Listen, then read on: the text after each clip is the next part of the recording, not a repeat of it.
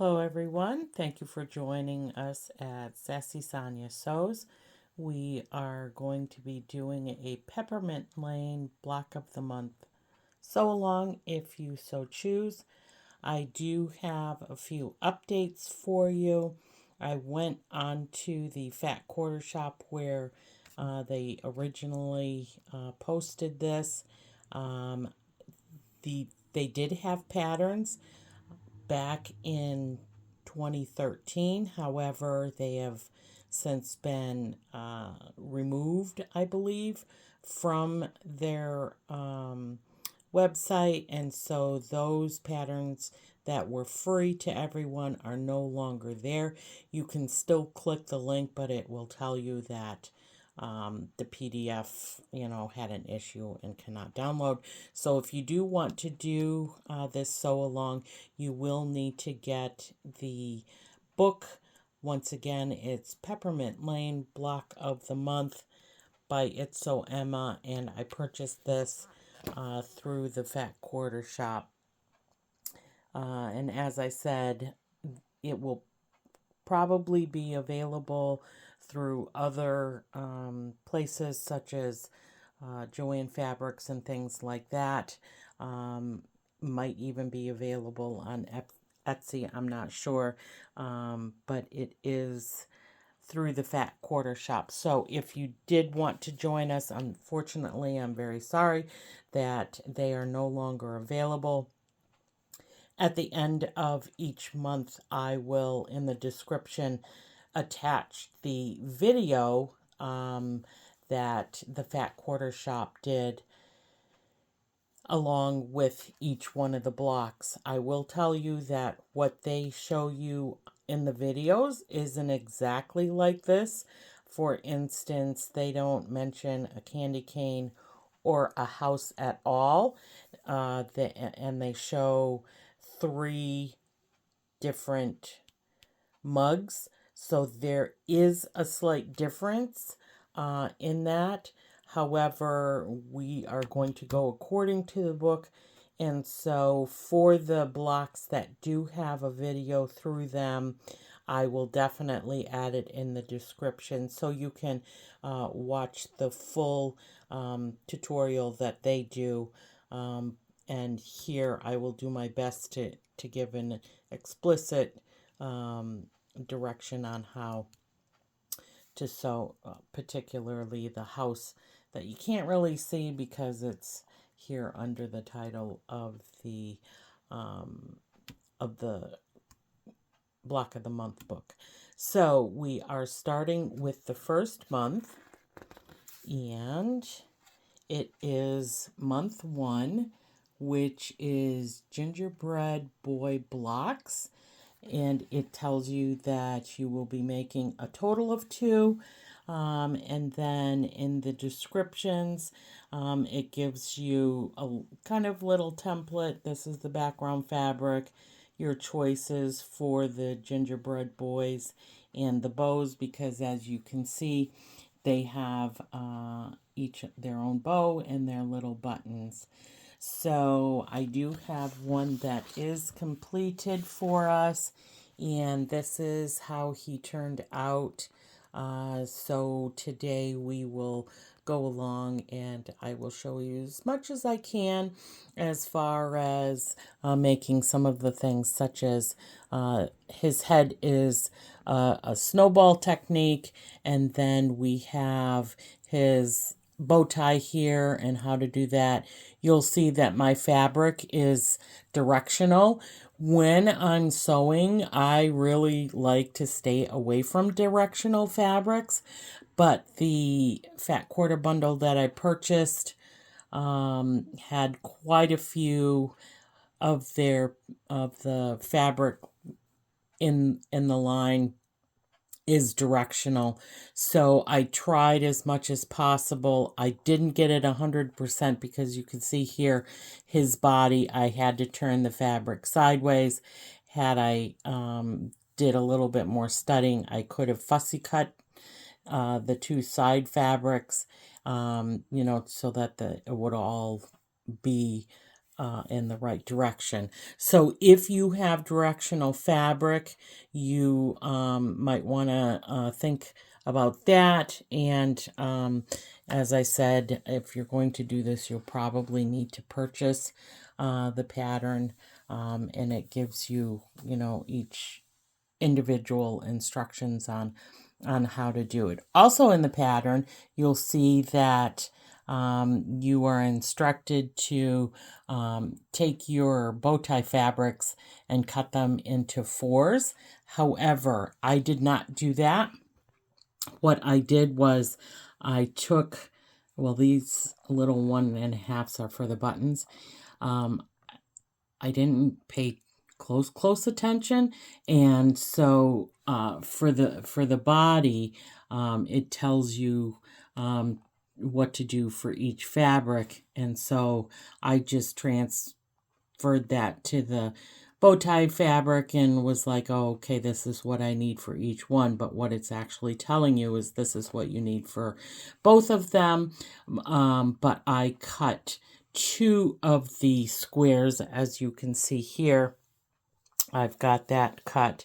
And so what I did was I took the first fabric and I put the right sides together and I sewed on both sides of the diagonal line. And then what I did was I turned it so that I could have opposites fabric meeting, and that's a little example here. I don't know if you can see any of my lines that I did, but when I did, I cut them in half on the diagonal, each one of them, and then I turned it slightly so that opposite fabrics would be matching up, and then I sewed on each side of the diagonal line again, and when I did that, this is what turned out. By cutting these to the exact dimensions, and then sewing on both sides of the lines, the finished product still measures what it should measure for this bow tie to fit into the rest of the construction of this part of the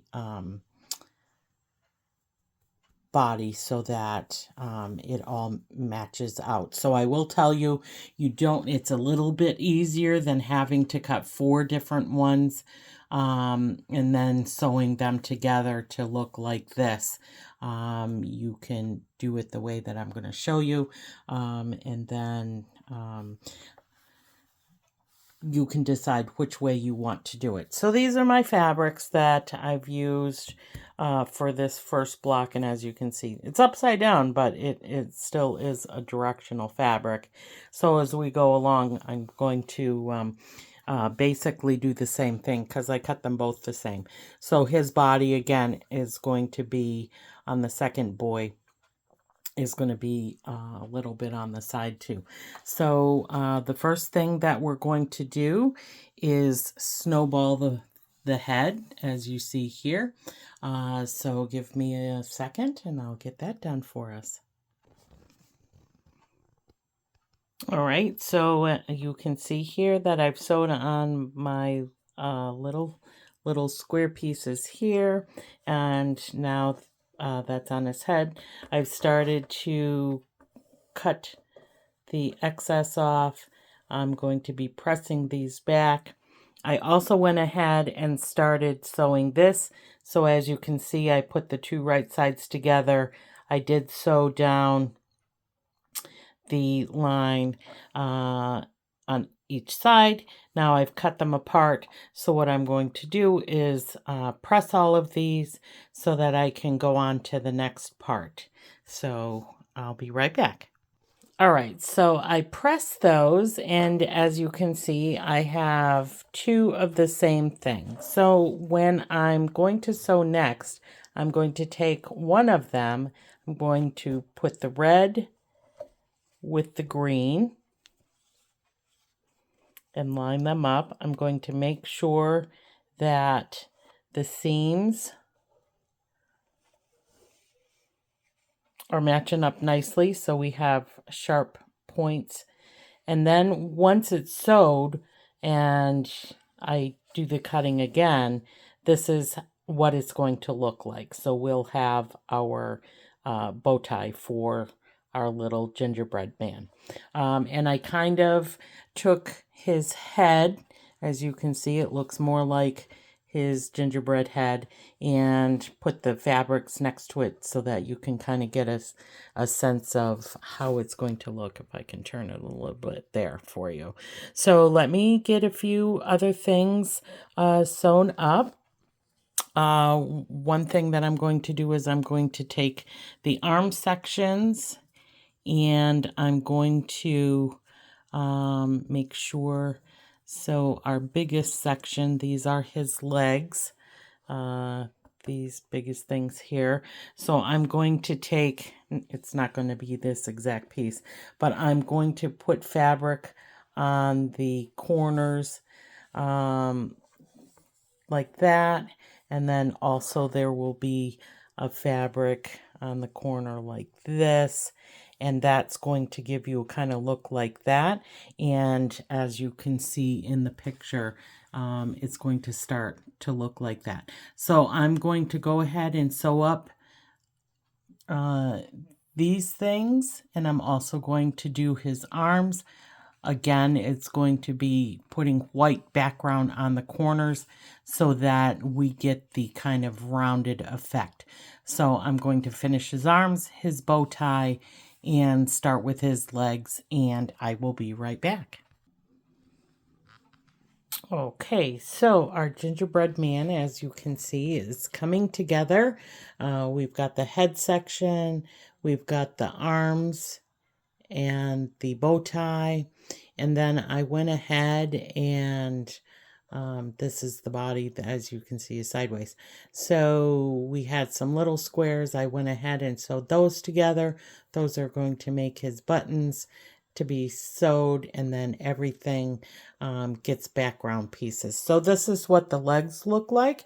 And as you see, both for the directional fabric, I had to make sure that the fabric was right side up before I put the pieces on that give you the angles. And then the other leg is going to get sewed there. When you look at the directions, it just tells you to do both of them the same, and that's because the fabric is not needing to be right side up. So when I came to all of these places, I wanted to make sure that the fabric was right side up. When I did the arms, you see that it just tells you to do that, but I had to make sure that these fabrics were right side up. So I, instead of adding them both to the same side on both pieces, I added the two white squares to one right side up arm, and then I sewed it on this side of the other piece to keep the fabrics right side up. Otherwise, it would be upside down. So again, if you're using directional fabric, you want to keep an eye on that. So the last little thing that I need to do for the legs is sew one more tiny little piece of this on so that it gives you more of a definition for where the feet are. And this is the center section that I showed you where I'm going to be sewing all of those together. Then I do have this bottom piece here. Will be the last piece that gets sewn on. So I'm going to go ahead and sew everything together, and then I'll show you what he looks like. Okay, and here is our finished gingerbread man.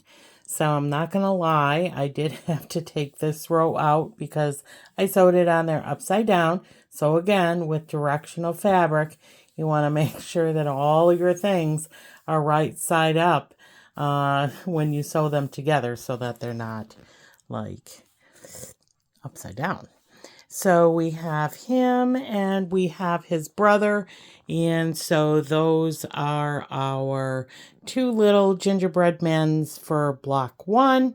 So if you want to continue along with us, these will be, I'm planning to do the first Thursday of every month, so you can have most of the month to get everything sewn up in preparation for the next block.